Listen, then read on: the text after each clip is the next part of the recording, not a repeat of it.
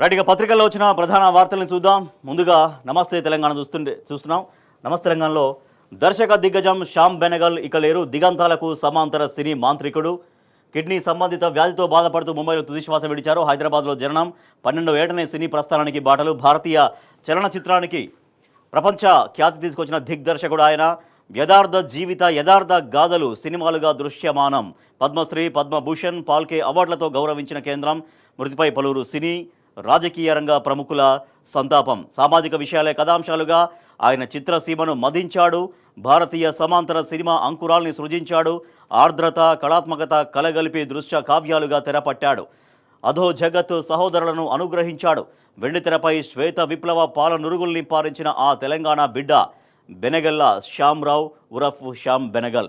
ఇంత ప్రపంచ ప్రఖ్యాతిగాంచిన దిగ్దర్శకుడు, మన తెలంగాణ గర్వించదగ్గ గొప్ప దర్శక దిగ్గజం, భారతీయ సినిమా దర్శక దిగ్గజం, సమాంతర సినీ వైతాళికుడు శ్యామ్ బెనగల్ తన 90వ ఏట కన్నుమూశారు. అనారోగ్యంతో బాధపడుతున్న ఆయన సోమవారం ముంబైలో తుదిశ్వాస విడిచారు. సమాంతర సినిమాకు ప్రాణం పోసిన ఆయన దాన్ని ప్రపంచ స్థాయిలో నిలిపారు. అంకుర్తో మొదలై 7 దశాబ్దాల పాటు విలక్షణ సినిమాలు, డాక్యుమెంటరీలతో భారతీయ చిత్రసీమలో అజరామరంగా నిలిచిపోయారు. శ్యామ్ బెనగల్ మృతిపై పలువురు సినీ రాజకీయ ప్రముఖులు నివాళులు అర్పించారు. సో ఆయన తెలంగాణ బిడ్డ, తెలంగాణలో పుట్టి పెరిగారు, హైదరాబాద్లో పుట్టి పెరిగారు. ఆయన నిన్న దివికేగారు. సమాంతర చిత్రాల వైతాళికుడు. భారతదేశంలో ప్రధాన స్రవంతి సినిమా ఆధిపత్యం చెలాయిస్తున్న కాలంలో సమాంతర చిత్రాల రూపకల్పనతో కొత్త వరవడి సృష్టించారు శ్యామ్ బెనగల్. సామాజిక ఇతివృత్తాలని కథా వస్తువులుగా ఎంచుకొని సహజత్వం, వాస్తవికతకు పెద్దపీట వేస్తూ కవితాత్మక దృక్కోణంలో వెండితెరపై అద్భుతాలు ఆయన సృష్టించారు. 1976లో శ్యామ్ బెనగల్కి కేంద్ర ప్రభుత్వం పద్మశ్రీ పురస్కారం లభించగా 91లో ఆయన పద్మభూషణ్ అందుకున్నారు. 2005లో ప్రతిష్టాత్మక దాదాసాహెబ్ పాల్కే అవార్డు, అలాగే కలకత్తా, గ్వాలియర్ విశ్వవిద్యాలయాల నుంచి గౌరవ డాక్టరేట్లు, బిఎన్ రెడ్డి నేషనల్ అవార్డు, మహానటుడు అక్కినేని నాగేశ్వరరావు జాతీయ పురస్కారం, ఇలా లెక్కకు మించిన పురస్కారాలు ఆయన గెలుచుకున్నారు. సో ఆయన తీసినటువంటి ఒక చిత్ర రాజాలకు సంబంధించినటువంటి ఫోటోగ్రాఫ్స్ మనం చూస్తున్నాం. చాలా గొప్ప సినిమాలు తీశారు. భారతదేశం కీర్తి ప్రతిష్టల్ని మరింతగా ప్రపంచ సినిమా పైన, ప్రపంచ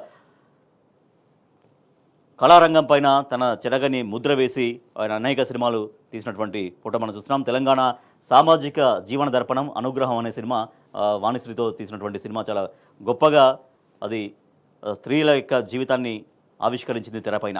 భారతీయ సినిమాకు సత్యజిత్ రే తర్వాత అంతర్జాతీయంగా ఖ్యాతి తెచ్చినటువంటి దర్శకుడు శ్యామ్ బెనగల్. స్త్రీ జీవన దృశ్య కావ్యాలు, ఆయన చేసినటువంటి అనేక దృశ్య కావ్యాల సినిమాకు సంబంధించినటువంటి ఫొటోస్ మనం చూస్తున్నాం. సో శ్యామ్ బెనగల్ మృతిపైన మెగాస్టార్ చిరంజీవి తన సంతాపాన్ని ప్రకటించారు. దేశంలోని అత్యుత్తమ దర్శకులు, మేధావుల్లో శ్యామ్ బెనగల్ ఒకరు. ఎంతోమంది సినీ ప్రముఖుల్ని ప్రోత్సహించిన గొప్ప దార్శనికుడు ఆయన సినిమాలు జీవిత చిత్రాలు, మన సాంస్కృతిక సంపద అయిన లఘు చిత్రాలు, వాస్తవిక పరిస్థితుల్ని అద్దం పట్టే కథలను వెండితెరపై ఆవిష్కరించిన ప్రముఖ దర్శకుడు శ్యామ్ బెనగల్ కన్నుమూశారని తెలిసి బాధేసింది. ఆయన కుటుంబానికి నా ప్రగాఢ సానుభూతి తెలియజేస్తున్నట్టు చిరంజీవి స్పందించారు. రైట్గా రైతు భరోసాకు సంబంధించిన మన వార్త చూద్దాం. 1 కోటి ఎకరాలకు కోత, యాసంగిలో పంట వేయని భూములకు రైతు భరోసా బంద్. శాసనసభకు మంత్రి తుమ్మల ఇచ్చిన నివేదికలో స్పష్టీకరణ. రబీలో పంటలు వేయని భూములు బంజరుగానే పరిగణన. ఆ భూములకు రైతు భరోసా బంద్ చేసే యోచనలో సర్కార్. వానాకాలంలో సాగైనా యాసంగిలో లేకుంటే అంతే సంగతి. పత్తి, కంది, మక్క, వరి చేనులకు పెట్టుబడి సాయం లేనట్టేనా? వేసవిలో నీటి కొరతతో సహజంగానే సాగు విస్తీర్ణంలో తగ్గుదల ఉంటుంది. ఆ నెపంతో ఆ భూములకు రైతు భరోసా కోతకు కత్తెర్లు సిద్ధం. పంట వేయని భూములు పనికిరావా అని రైతులు ప్రశ్నిస్తున్నారు. కాంగ్రెస్ ప్రభుత్వం రైతులను ఉరికంబంపైకి నెడుతోందంటే విమర్శిస్తూ ఆదిలాబాద్ జిల్లా ముక్రాకి గ్రామస్తుల నిరసన. అంటే రైతు భరోసా సంక్రాంతి నుంచి ఇస్తామని చెప్తున్నారు, కానీ సంక్రాంతికి తర్వాత ఇచ్చే రైతు భరోసా ఎవరికి ఇస్తారు, ఎవరికి ఇవ్వరు, ఎవరు అర్హులు, ఎవరు కారు అనే దానిపైన ప్రభుత్వం ఇంకా పూర్తిగా స్పష్టత ఇవ్వట్లేదు.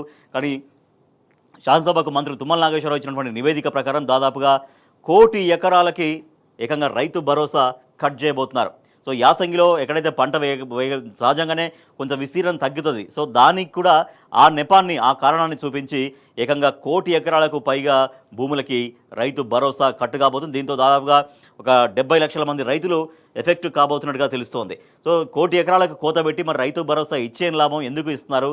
ఏదైనా కార్యక్రమం ఖచ్చితంగా వాళ్ళకు చేరాలనుకుంటే అది చేరితేనే అది ఆ కార్యక్రమం సంపూర్ణమైనట్టు, విజయవంతమైనట్టు. కానీ దాదాపుగా 70 లక్షల మంది రైతులకు కోత పెట్టే విధంగా దాదాపుగా 1 కోటి ఎకరాల భూమికి రైతు భరోసా కోత పెట్టే విధంగా చేస్తే రైతుకు ఇచ్చి ఏం లాభం? ఎందుకు మాకు ఈ రైతు భరోసా ఎందుకు ఇటువంటి ప్రయత్నం చేస్తుంది, ఎందుకు రైతాంగాన్ని ఇట్లా మోసం చేస్తుందంటూ రైతులు ఆగ్రహం వ్యక్తం చేస్తున్నారు. సో లోకల్ పేజీలో మనం సమగ్రంగా చూడొచ్చు. హామీలు నెరవేర్చాలి, పొలాల్లో ఉరితాళ్ల నమూనాతో నిరసన తెలిపారు. ఆదిలాబాద్ జిల్లా ముక్రాకేలో ఘటన జరిగింది. కాంగ్రెస్ ప్రభుత్వం ఎన్నికల సమయంలో రైతులకు ఇచ్చినటువంటి హామీలు నెరవేర్చాలంటూ ఆదిలాబాద్ జిల్లా ఇచ్చోడ మండలం ముక్రాకే రైతులు శనివారం పొలాల్లో తాళ్లు పట్టుకొని ఉరి నమూనాలతో నిరసన తెలిపారు. సో మనం ఇక్కడ పక్కన ఒక కార్టూన్ కూడా మనం చూడొచ్చు. లోకం పోకడ రైతు భరోసాకు సంబంధించి రైతు భరోసా ఎగవేతకు సిద్ధం, కాంగ్రెస్లో గ్రూపులు, రేవంత్ సర్కార్పై సొంత పార్టీలోనే అసంతృప్తి వస్తుంటే ఒక రైతు పోయి అక్కడ రైతు భరోసా అడిగితే లోపల ఆయన పదవికే భరోసా లేదని బాధపడుతుంటే మధ్యలో నీ భరోసాలు లేదయ్యా అంటూ రైతును అంటున్నట్టుగా చూస్తున్నాం. అంటే అది వాస్తవ పరిస్థితికి అద్దం పడుతోంది. రైతు భరోసాకు సంబంధించి రైతులకు అసలు స్పష్టత లేనటువంటి పరిస్థితి కనపడుతోంది. కోటి ఎకరాలకు కోత పడబోతున్నట్టుగా స్వయంగా తుమ్మల నాగేశ్వరరావు ఇచ్చినటువంటి నివేదికలో తెలుస్తోంది. ఉరి కొయ్యలు, చెరసాలలు ఇందిరమ్మ రాజ్యంలో రైతులకు మిగిలింది ఇవే అంటూ కేటీఆర్ మండిపడుతున్నారు. కాంగ్రెస్ పాలనలో అన్నదాతల ఆక్రందనలు, ఆరుగాలం శ్రమించి పండించిన పంటను కొనకుండా అరిగోసబెడుతున్న సర్కార్, బోనస్ దేవుడు, ధాన్యం కొనే దిక్కు లేదు. BRS working president KTR. మాకు రుణమాఫీ కాలేదు, 2,500 రాలేదు, తులం బంగారం ఇయ్యలేదు, నోరెత్తితే కేసులు పెడుతున్నారు. మాజీ మంత్రి సబిత ఎదుట రైతుల మొర. తుమ్మలూరులో రోడ్డు పనులు ప్రారంభించిన సబిత. అంటే మాజీ మంత్రి సబితాంజిరెడ్డిని కలిసి మాకు అనేకం హామీలు ఇచ్చింది, మాటలు ఇచ్చింది ప్రభుత్వం. 2,500 రూపాయలు నెల నెలకి ఇస్తామన్నారు, అవి రాలేదు. కళ్యాణ లక్ష్మితో పాటుగా తులం బంగారం ఇస్తామన్నారు, అది రాలేదు. ఇంకా ఏమన్నా మాట్లాడితే కేసులు పెట్టి వేధిస్తున్నటువంటి పరిస్థితి అంటూ ప్రజలు మొరబెట్టుకుంటున్నటువంటి పరిస్థితి. అయితే కోటి ఎకరాలకు కోతబడ 2 సీజన్లకు బీఆర్ఎస్ ఇచ్చినటువంటి రైతు బంధు, 2 సీజన్లలో సాగైన భూమి, యాసంగిలో సాగు కాని భూమి లెక్కలు చూడొచ్చు. సంవత్సరం 2019-20, 2021, 21-22, 22-23, 23-24 ఈ అన్ని సంవత్సరాలు కలిపి రైతు బంధు ఇచ్చినటువంటి విస్తీర్ణం, 2 సీజన్లలో సాగైనటువంటి భూమి, సాగు కాని భూమి. సో అప్పుడు గత బీఆర్ఎస్ ప్రభుత్వం ఉన్నప్పుడు సాగు ఒకసారి ఒక రైతుకి ఇచ్చారంటే అది ఎక్కడా ఎటువంటి ఆటంకం లేకుండా కొనసాగించారు. అంటే పంట వేశారా, పంట వేయలేదా, ఎన్ని ఎకరాలకు, ఇట్లా కాకుండా ఆ రైతుకు అవసరమయ్యే విధంగా ఏదైతే ఒకసారి విధానం తీసుకున్నారో అదే విధానాన్ని విజయవంతంగా కంప్లీట్ చేశారు. దాదాపుగా రైతు బంధు పేరుతోటి నేరుగా 73-74 వేల కోట్లు స్ట్రైట్గా రైతుల అకౌంట్లలోకి చేరుకున్నాయి. సో అది కరోనా సీజన్ కావచ్చు, కరోనా సమయంలో ఏకంగా ప్రపంచమంతా స్తంభించిపోయింది, ఆర్థిక వ్యవస్థ మొత్తం కుదేలైపోయింది, అతలాకుతలం అయిపోయింది. అయినా కూడా కరోనా టైంలో కూడా సకాలంలో పంటకి పెట్టుబడి సాయం అందించినటువంటి ఘనత బీఆర్ఎస్ ప్రభుత్వాన్ని. ఇవాళ కాంగ్రెస్ ప్రభుత్వం మమ్మల్ని ఇబ్బంది పెడుతోంది అంటూ రైతాంగం ఆగ్రహం వ్యక్తం చేస్తూ ఉంది. మరొక వార్త చూస్తే, ఒరుడే తప్ప ఓదార్పేది, అబద్ధాలతో ఊదరగొట్టుడు, అడిగితే అదరగొట్టుడు, ప్రశ్నిస్తే పగబట్టుడు. రేవంత్ రెడ్డి ప్రజలకు ఇచ్చిన ఒక్క హామీనే నెరవేర్చావా అంటూ మాజీ మంత్రి హరీష్ రావు ప్రశ్నిస్తున్నారు. హన్మకొండలోని ఏకశిలా పార్క్ వద్ద సమగ్ర శిక్ష నిరసన దీక్ష వద్ద ఉద్యోగులతో కలిసి ఛాయ్ తాగుతున్న మాజీ మంత్రి హరీష్ రావు, మాజీ మంత్రి ఎర్రబెల్లి దయాకర్ రావు మనం చూడొచ్చు. సమగ్ర శిక్ష అభియాన్ ఉద్యోగుల సమస్యలను ఛాయ్ తాగినంత సేపట్ల తీరుస్తానని అన్నావు, ఇంకా నీకు ఛాయ్ తాగేంత టైం దొరుకుతలేదా? ఆ ఉద్యోగులను రెగ్యులరైజ్ చేస్తానన్న నీ హామీ ఏడాది నుంచి నీటి మూట లెక్కనే మిగిలిపోయింది. రుణమాఫీ కాలేదని చూపిస్తే ముక్కు నెలకు రాస్తావా? నీ పాలనలో రాష్ట్రంలో శాంతి లేదు, భద్రత లేదు. మాజీ మంత్రి ఎమ్మెల్యే హరీష్ రావు మండిపాటు. సమగ్ర శిక్ష ఉద్యోగుల సమ్మెకు ఆయన సంఘీభావాన్ని తెలిపారు. సో అంటే ప్రజలకు అనేక హామీలు ఇచ్చారు, ఆ హామీలు నెరవేర్చకుండా, లేదంటే పర్టికులర్గా ఒక్కొక్క వర్గానికి ఒక్కొక్క రకమైన హామీ ఇచ్చావు, ఆ హామీ ఎందుకు నెరవేర్చలేకపోతున్నావు అనేది ప్రశ్నించారు మాజీ మంత్రి హరీష్ రావు. నమ్మి ఓటేసిన ప్రజలకు గాడిద గుడ్డు మిగిలింది. బీఆర్ఎస్ 10 ఏళ్లలో 4,17,000 కోట్లు అప్పు చేస్తే రేవంత్ ఒక్క ఏడాదిలోనే 1,27,000 కోట్లు అప్పు చేసిండు. బడా కాంట్రాక్టర్ల దగ్గర పర్సంటేజీలు తీసుకొని బిల్లులు ఇచ్చిండు. ఒక్క గ్యారంటీని కూడా అమలు చేయలేదు, ఒక పథకం ఇచ్చింది లేదు.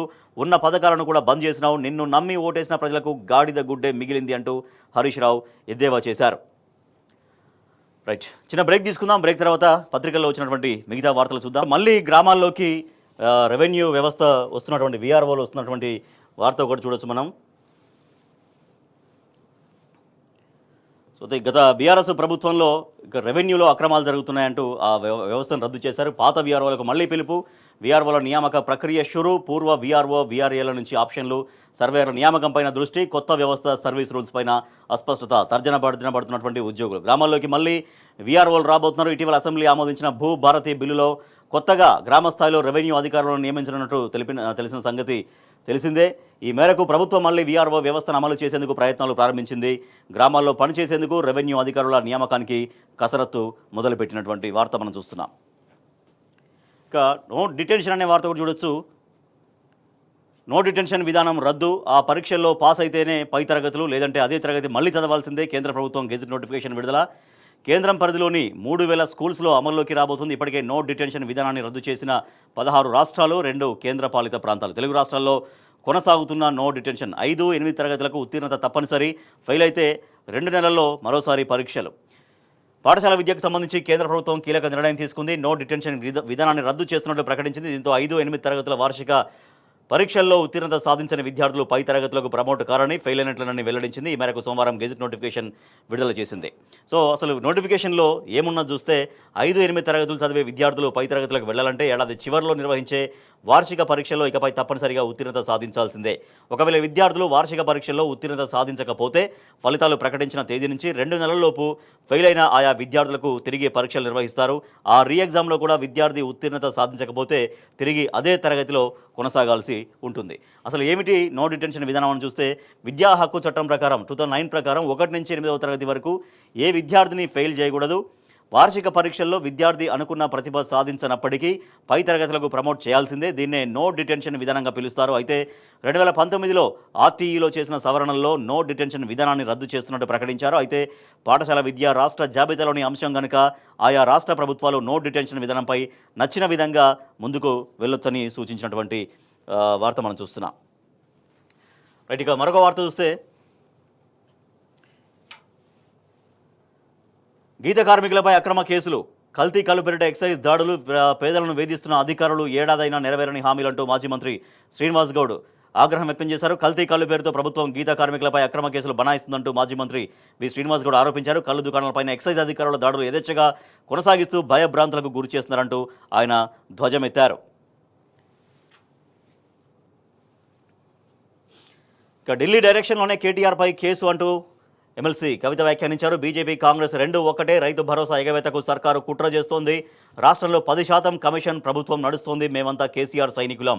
మీడియాతో ఇష్టాగోష్ఠిలో కవిత. రాష్ట్రంలో కాంగ్రెస్ బీజేపీ కలిసి పనిచేస్తున్నాయి.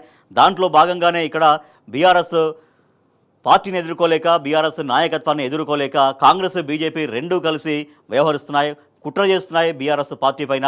దాంట్లో భాగంగానే కాంగ్రెస్ బీజేపీలు కలిసి చేసే కుట్రలో భాగంగానే బీఆర్ఎస్ వర్కింగ్ ప్రెసిడెంట్ కేటీఆర్ పైన కేసు నమోదు చేశారంటూ ఎమ్మెల్సీ కవిత ఆగ్రహం వ్యక్తం చేస్తున్నారు. అలాగే రైతు భరోసా ఎగవేతకు సర్కారు ప్రయత్నిస్తోంది. సో రైతు భరోసా అనేది బీఆర్ఎస్ ప్రభుత్వ హయాంలో దాదాపు 73,000 కోట్ల నిధుల్ని 11 విడతల్లో నేరుగా రైతులకు అకౌంట్లో జమ చేయగలిగాం. కానీ ఇవాళ రైతు భరోసా అని చెప్తున్నది, రైతు భరోసా పేరుతో ఏకంగా ఎగవేతలకు కోతలకే ప్రభుత్వం ప్రయత్నిస్తుందని. దాంతోపాటుగా రాష్ట్రంలో 10% కమిషన్ ప్రభుత్వం నడుస్తుంది. ఏదైనా కాంట్రాక్టర్కి బిల్లులు రావాలంటే 10% నేరుగా ఫలానా వ్యక్తులకు, కొంతమంది వ్యక్తులకు చెల్లిస్తే తప్పించి ఆ బిల్లులు రిలీజ్ కావట్లేవు. ఆ రకంగా 10% కమిషన్ ప్రభుత్వం ఇక్కడ నడుస్తుందంటూ ఎమ్మెల్సీ కవిత ఆగ్రహం వ్యక్తం చేశారు. తెలంగాణ తల్లి కోసం ఊరూరా ఉద్యమమే, తెలంగాణ అస్తిత్వాన్ని కాంగ్రెస్ ప్రభుత్వం దెబ్బతీసే కుట్ర చేస్తున్నదని, ఆ కుట్రల్ని అడ్డుకుంటామని ఎమ్మెల్సీ కవిత స్పష్టం చేశారు. గ్రామాన ఉద్యమ తెలంగాణ తల్లి విగ్రహాలని ప్రతిష్ఠిస్తామని చెప్పారు.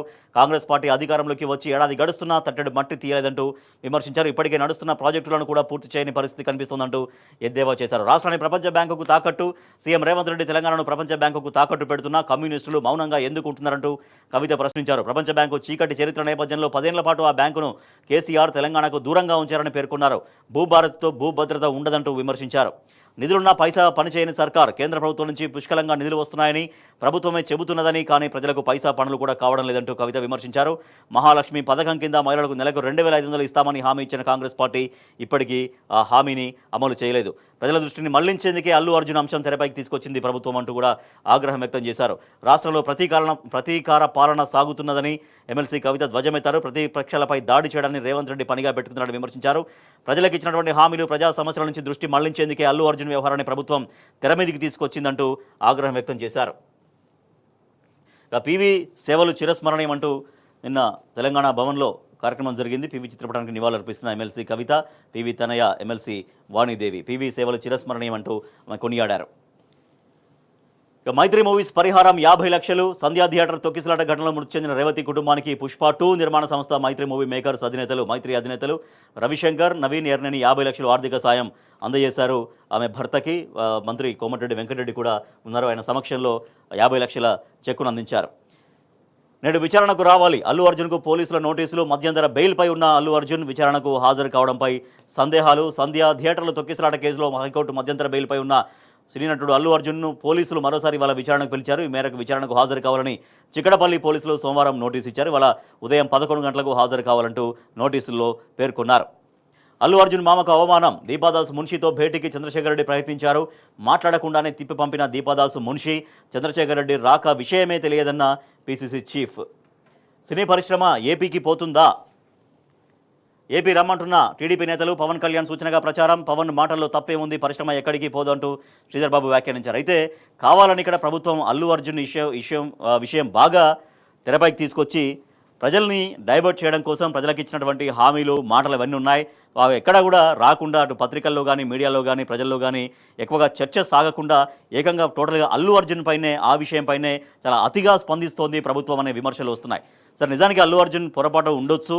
అది ఎంతగా సరే చట్ట ప్రకారం అనేది ప్రొసీజర్ ప్రకారం ముందుకెళ్తుంది. కానీ ప్రభుత్వంలోని ముఖ్యులు, మంత్రులు, కాంగ్రెస్లోని ముఖ్య నాయకులందరూ కూడా అల్లు అర్జున్ని టార్గెట్గా మాట్లాడుతున్నారంటూ ఒక చర్చ అయితే సాగుతోంది.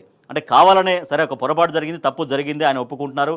ఏం జరగాలన్నా కూడా లీగల్ ప్రొసీజర్గా చేయొచ్చు. కానీ కేవలం అల్లు అర్జున్ ఈ విషయమే మాట్లాడుకుంటూ వార్తల్లో అవే నిలిచే విధంగా వ్యాఖ్యలు చేసుకుంటూ ఏకంగా ప్రజల దృష్టిని మళ్లించే ప్రయత్నం సాగుతోంది అన్నటువంటి విమర్శ వ్యక్తమవుతూ ఉంది. ఇక రాష్ట్ర వ్యాప్తంగా జరిగినటువంటి ధర్నాలకు సంబంధించి, నిరసనలకు సంబంధించినటువంటి వార్తలు మనం చూడొచ్చు. విద్యార్థుల తల్లిదండ్రుల ఆందోళన. సమగ్ర శిక్ష అభియాన్. కేజీబీబీ ఉద్యోగుల సమస్యలు పరిష్కరించాలని వాళ్ళు డిమాండ్ చేస్తున్నారు. రఘునాథపాలెంలో దండం పెడతాం, పాఠాలు చెప్పించండి అంటూ భద్రాద్రి కొత్తగూడెం జిల్లా చండ్రుగొండ కేజీబీవీ ఎదుట సోమవారం విద్యార్థులు వినూత్న నిరసన తెలిపారు. సమగ్ర శిక్ష ఉద్యోగుల భిక్షాటన అంటూ ఒక వార్త మనం చూస్తున్నాం. రామగిరిది నల్గొండ జిల్లా కేంద్రంలో ఫీజు రియంబర్స్మెంట్ కోసం ఆందోళన. వనపర్తి టౌన్లో ప్రిన్సిపాల్ తీరుపై నిరసన. క్రిస్మస్ సెలవులకు పిల్లల్ని ఇంటికి పంపాలని కోరితే వాళ్ళు పంపించట్లేరంటే అక్కడ వేములవాడలో అక్కడ నిరసన వ్యక్తం చేశారు. వలస ఆదివాసులకు ఎస్టీ సర్టిఫికెట్లు ఇవ్వాలంటూ భద్రాచలంలో వాళ్ళు ఆందోళనలు చేసినటువంటి వార్త మనం చూస్తున్నాం.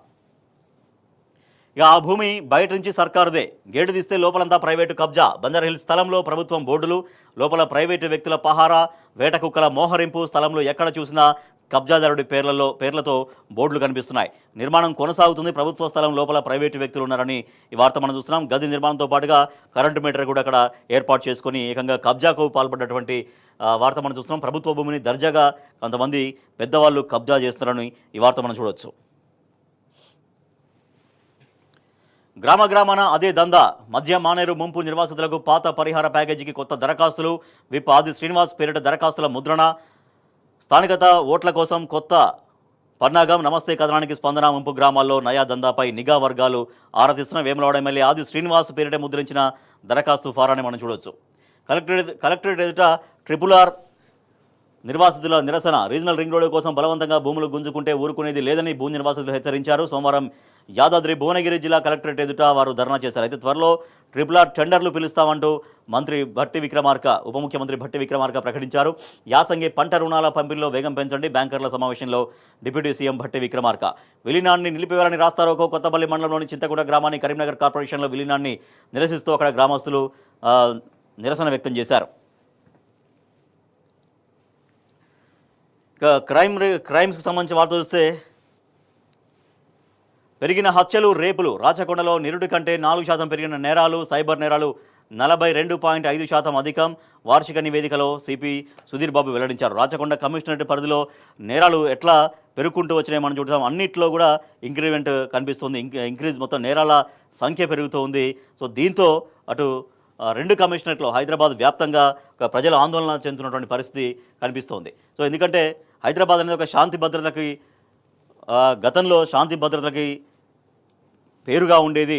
హైదరాబాద్లో ఎవరైనా కూడా చాలా సేఫ్గా ఉండొచ్చు.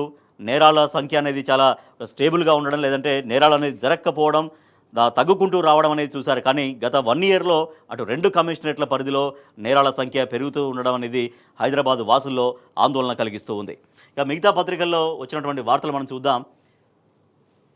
సాక్షి తీసుకుంటే సాక్షిలో గ్రామాల్లో జేఆర్ఓలు గ్రామ రెవెన్యూ వ్యవస్థను తిరిగి అమల్లోకి తెచ్చేందుకు సర్కారు ఏర్పాట్లు. రాష్ట్రంలోని 10,911 రెవెన్యూ గ్రామాల్లో జూనియర్ రెవెన్యూ అధికారుల నియామకానికి రంగం సిద్ధమని వార్త చూస్తున్నాం. పూర్వపు వీఆర్ఓలు వీఆర్ఏల నుంచి ఆప్షన్లు కోరినటువంటి రెవెన్యూ శాఖ అంటూ సాక్షిలో చూస్తే ఆంధ్రజ్యోతిలో చూద్దాం. ఆంధ్రజ్యోతిలో బ్యానర్ ఏమొచ్చిందనేది.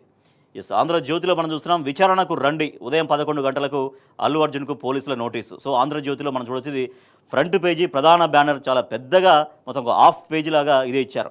నిజానికి అది ఆ ఘటన జరిగింది. ఆ ఘటన చాలా దురదృష్టకరం. సంధ్యా థియేటర్లో తొక్కిసలాట. సార్ అల్లు అర్జున్ కూడా విచారం వ్యక్తం చేస్తున్నారు. మైత్రి మూవీస్ వాళ్ళు వాళ్ళ కుటుంబానికి ఆదుకునే ప్రయత్నం చేస్తున్నారు. అట్ ద సేమ్ టైం అది యాక్చువల్గా లీగల్ ప్రొసీజర్ అనేది కొనసాగుతోంది. సో మామూలుగా విచారణకు రండి అనేది చిన్నగా ప్రచురించవచ్చు. తెలంగాణ ఎడిషన్లో తెలంగాణకు సంబంధించినటువంటి అనేక అంశాలు ఉన్నాయి. రైతు భరోసా రాక రైతులు ఎట్లా ఇబ్బంది పడుతున్నారు, తర్వాత ఇందాక మనం అనేక ధర్నాలు అవన్నీ మనం చూసాం.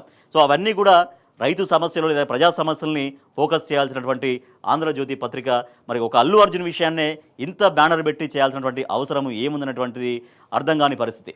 అంటే కేవలం అంటే ప్రభుత్వ అనుకూల మీడియాలో ఇట్లా ఇష్యూ డైవర్షన్ చేయడం కోసం ప్రజా సమస్యల నుంచి వేరే చర్చ జరగాలి, ప్రజా సమస్యల చర్చ ప్రజల్లో సాగొద్దు, వేరే రకమైనటువంటి చర్చ జరగాలనేది అల్లు అర్జున్ విషయంలో విచారణకు రండి అనేది యాక్చువల్గా ఇవాళ ఆయన బెయిల్ పైన ఉన్నారు. ఆ బెయిల్ పైన ఇవాళ చిక్కడపల్లి పోలీసులు నోటీసులు ఇష్యూ చేశారు. చిన్న వార్త, బట్ దాన్ని ఇంత పెద్ద బ్యానర్గా పెట్టి ప్రజల్ని డైవర్ట్ చేసే ఉద్దేశంతోనే ఈ రకమైనటువంటి వ్యవహారం జరుగుతుంది. ఆంధ్రజ్యోతి పత్రిక అనేది ప్రజల్లో జరుగుతున్నటువంటి చర్చ. ఈనాడు చూస్తే ఈనాడులో ఏముందో చూద్దాం. ఈనాడులో మూసీ ముందడుగు, ప్రపంచ బ్యాంకు నుంచి 4,100 కోట్ల రుణం, సిఫారసుకు కేంద్రం సూత్రప్రాయ అంగీకారం. మూసీకి సంబంధించి ఎంత ఇబ్బంది పడుతున్నారు ప్రజలు, మరి నిజంగా మూసీ ముందడుగు వేస్తున్నారు. కానీ అట్ ద సేమ్ టైం మూసీతోటి ఎంత ఇబ్బందులు పడ్డారో సో అది కూడా ఆ ప్రజల వర్షన్ కూడా ఇక్కడ కనిపించాలి. కానీ ప్రజల వర్షన్ అనేది ఇక్కడ కనిపించని పరిస్థితి. తెలంగాణ టుడేలో Kavitha calls out Congress BJP collusion, says parties conspiring to suppress regional forces like BRS అంటూ కాంగ్రెస్ బీజేపీ కలిసి ఇక్కడ బీఆర్ఎస్ పార్టీని బీఆర్ఎస్ నాయకత్వాన్ని ఇబ్బంది పెట్టే ప్రయత్నం జరుగుతుందంటూ ఎమ్మెల్సీ కవిత వ్యాఖ్యానించారు.